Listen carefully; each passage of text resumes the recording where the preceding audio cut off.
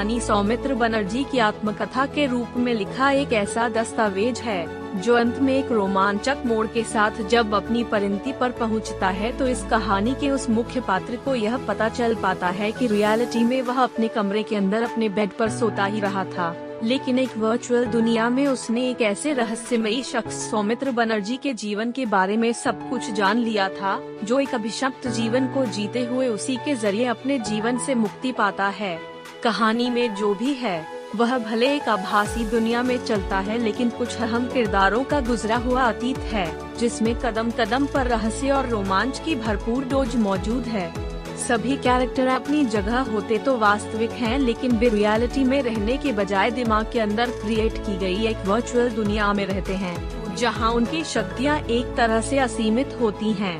यह एक ऐसे मैट्रिक्स की कहानी है जो बाहर की हकीकी दुनिया में नहीं चलता, बल्कि दिमाग के अंदर बनाई गई ऐसी दुनिया में चलता है जहां कहानी के मुख्य ताकतवर पात्र दूसरे किरदारों को उनकी मर्जी के खिलाफ अपनी उस दुनिया में खींच लेते हैं, जहां वे उनके साथ रोमांस भी कर सकते हैं और उन्हें शारीरिक चोट भी पहुंचा सकते हैं, यहां तक कि वे उनकी जान भी ले सकते हैं। अंग्रेज दंपति के यहाँ पलते सौमित्र बनर्जी को उसके 20वें बर्थडे की पार्टी करके घर लौटने के दौरान एक रहस्यमयी लड़की सावरी मिलती है जो उसे उसके जन्म की हकीकत बताती है।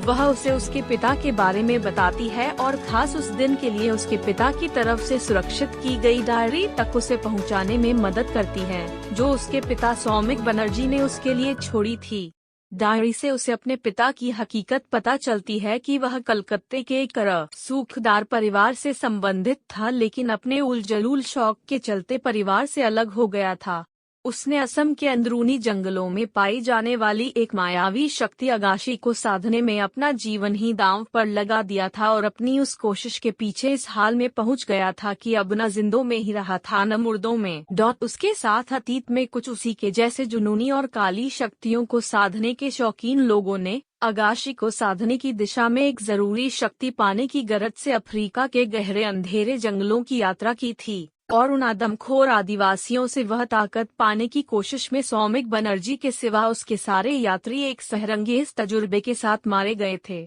लेकिन सौमित्र वह ताकत पाने में फिर भी कामयाब रहा था और अकेला जिंदा वापस लौटा था।